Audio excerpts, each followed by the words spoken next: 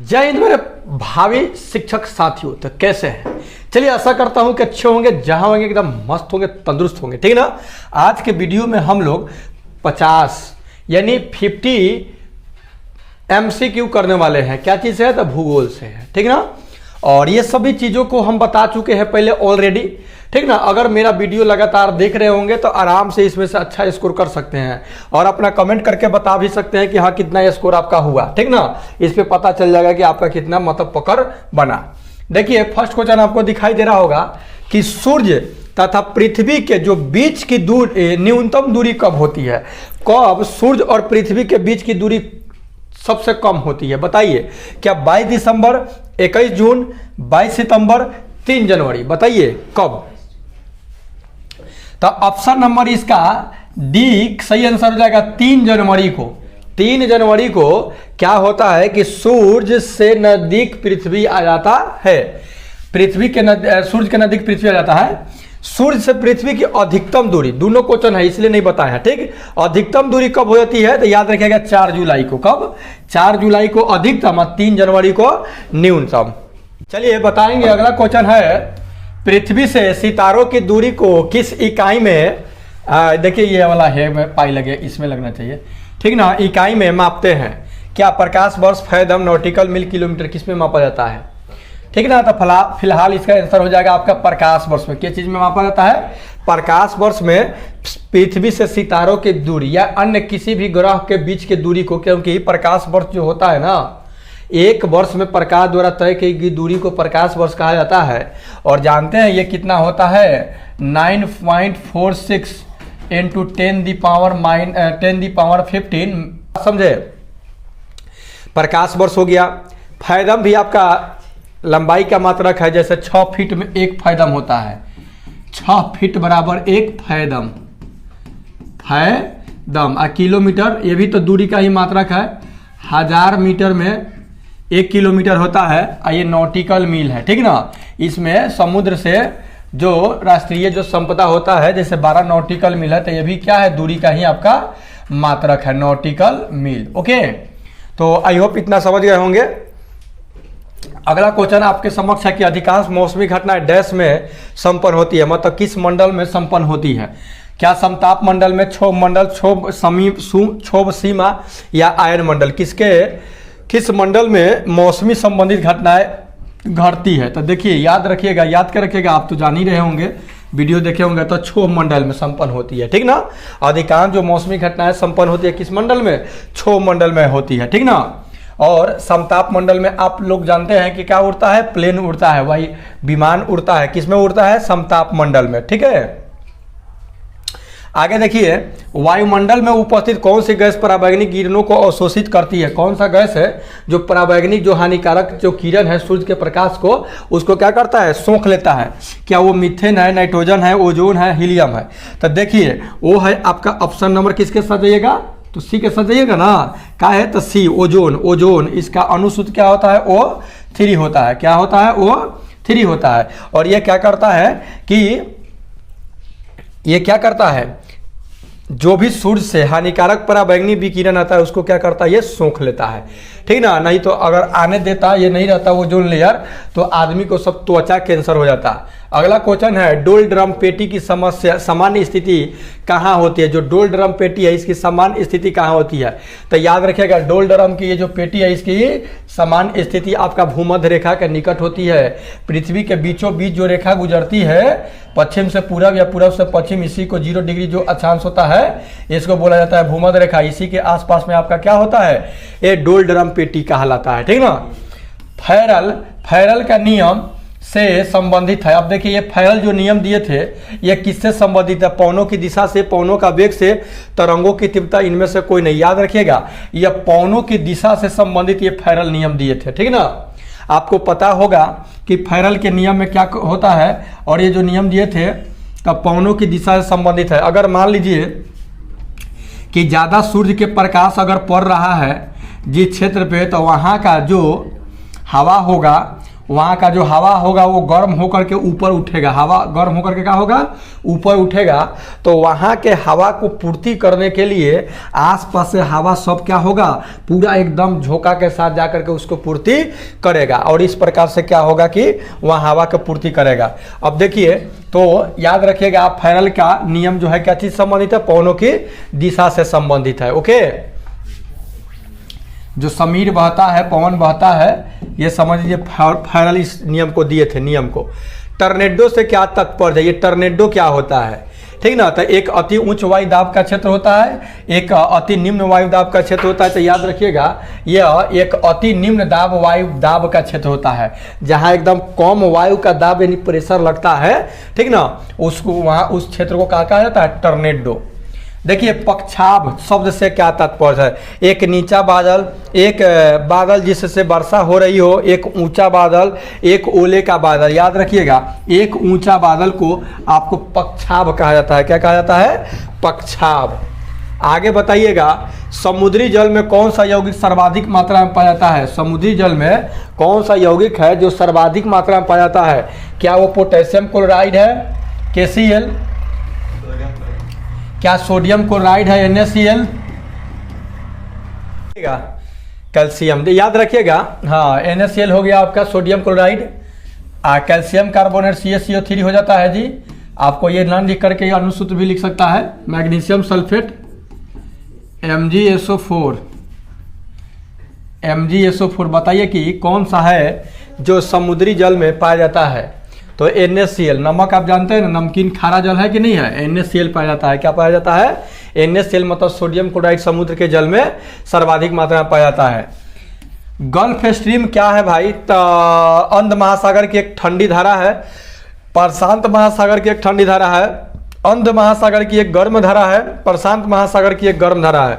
तो याद रखिएगा ऑप्शन नंबर सी, ये जो अंध गल्फ स्ट्रीम जो है ना, अंध महासागर की एक गर्म धारा है, ठीक ना। आइए देखते हैं आगे, बताइएगा कि हिंद महासागर की गर्म धारा क्या है। हिंद महासागर की गर्म धारा, हिंद महासागर की जो गर्म धारा होती है उसको क्या कहा जाता है, बताइए।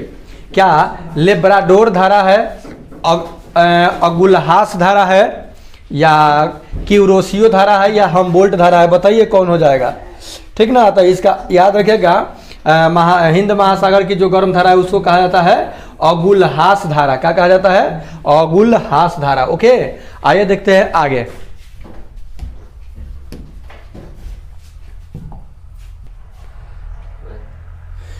अगला है लाल सागर, एक डैश का उदाहरण है लाल सागर। बताइए, वलित संरचना का है, भ्रंश संरचना का है, लावा संरचना का है, अवशिष्ट संरचना का है। बताइए लाल सागर किसका एक उदाहरण है। तो याद रखिएगा, ये वलित संरचना का एक उदाहरण है। वलित संरचना, सॉरी, भ्रंश संरचना है। कैसा संरचना है, भ्रंश संरचना। लाल सागर जो है कैसा संरचना है, भ्रंश संरचना का उदाहरण है। भ्रंश संरचना से लाल सागर का निर्माण हुआ है। अगला, रूपांतरित चट्टानों की उत्पत्ति डैश चट्टानों से होती है। जो रूपांतरित चट्टान होता है उसकी उत्पत्ति क्या चीज से होता है, आग्नेय से, तलछट्टी से। आग्नेय तथा तलछट्टी दोनों से, इनमें से कोई नहीं। तो याद रखिएगा, आग्नेय चट्टान और तलछट्टी ये दोनों से मिलकर के क्या होता है, रूपांतरित चट्टान का निर्माण होता है। अगला बताएंगे आपकी कौन सा चट्टान जैविक चट्टान भी है। मतलब जैविक मतलब जिसमें जीवाश्म का अंश होता है। मार्बल, कोयला, ग्रेनाइट, स्लेट। याद रखिएगा, कोयला, कोयला जो है जीवाश्म है। आपको पता होगा, पेड़ पौधे लाखों करोड़ों वर्षों तक जब पृथ्वी के नीचे दबा रह जाता है, ऑक्सीजन से उसका संपर्क टूट जाता है तो वो कोयले में रूपांतरित हो जाता है। तो इसलिए यह क्या है, जीवाश्म है, ठीक ना, जैविक चट्टान है। अगला है, गंगा सिंधु मैदान में कौन सी मिट्टी सबसे अधिक पाई जाती है। गंगा और सिंधु में सबसे अधिक तो पता ही होगा आप लोगों को कि जलोढ़ मिट्टी पाई जाती है। आइए, जलोढ़ मिट्टी जो है सबसे ज़्यादा मात्रा में ये मतलब भारत में बिछा हुआ है, ठीक ना। उसके बाद रेंगुर मिट्टी तो जानबे करते हैं, काली मिट्टी का ही नाम है, आगे मिलेगा। उन सभी स्थानों को जिन पर एक त्वरित झंझा एक ही समय में होता है, उन सभी स्थानों को जिन पर एक त्वरित झंझा एक ही समय में होता है, मिलाने वाली रेखाओं को डैश कहा जाता है। क्या कहा जाता है, याद रखिएगा, आइसोब्रोट, आइसोब्रोंट कहा जाता है। उन सभी स्थानों को जिन पर एक त्वरित झंझा एक ही समय पर आकर के मिलती है, अब मिलाने वाली रेखा का नाम होता है आपको आइसोब्रोंट, आइसोब्रोंट। आगे बताइएगा, आइसोबाथ रेखाओं का उपयोग डैश दर्शाने के लिए किया जाता है, क्या चीज? तक गहराई दर्शाने के लिए, गहराई दर्शाने के लिए ठीक ना, आइसोबाथ रेखा का उपयोग किया जाता है कि गहराई दर्शाना है तो कौन सा रेखा? तो आइसोबाथ।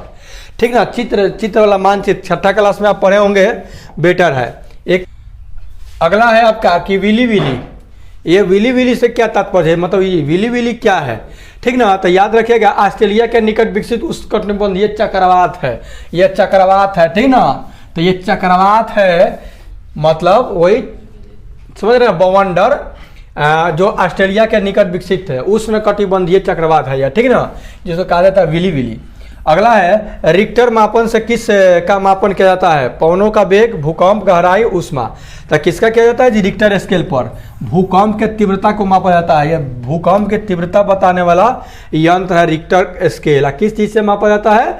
तो सिस्मोग्राफ से मापा जाता है। क्या चीज से? सिस्मोग्राफ से मापा जाता है रिक्टर स्केल में। ठीक ना, अगला बताइएगा अधिकतर भारतीयों का संबंध डैश समूह से है? कॉकेसाइड, ग्रीगोआइड, ऑस्ट्रेलाइड, मंगोलाइड। किस संबंध से है? देखिए अधिकतर जो भारतीयों का संबंध जो है ना कॉकेसाइड से है। क्या किस समूह से है? कॉकेसाइड समूह से है। ओके।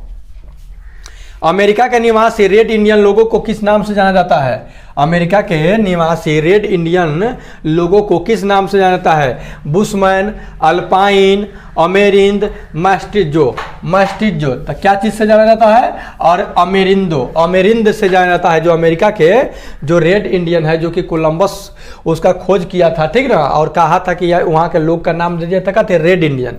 तो रेड इंडियन किस नाम से जाना जाता है? तो अमेरिंद से जाना जाता है। ओके। आगे देखिए चावल किस क्षेत्र की सबसे महत्वपूर्ण फसल है? चावल जो है किस क्षेत्र की सबसे महत्वपूर्ण है? भूमध्य रेखीय, स्टेपी, मानसून, भूमध्य सागरीय।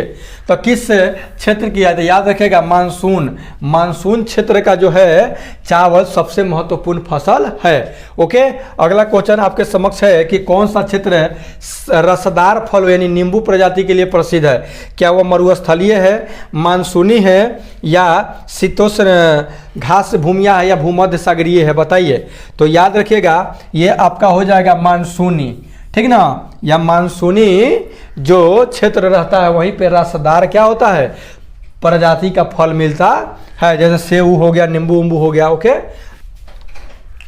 अगला क्वेश्चन है आपका कि कौन सा क्षेत्र जो है ना रसदार फल हो यानी नींबू प्रजाति के जो फल होता है सब रसदार होता है ना के लिए प्रसिद्ध है? क्या वो मरुस्थलीय है, मानसूनी है, शीतोष्ण घास की भूमिया, या भूमध्य सागरीय है? तब भूमध्य सागरीय है। क्या है? भूमध्य सागरीय। Option number D it is correct answer हो जाएगा। ओके। आइए देखते हैं आगे।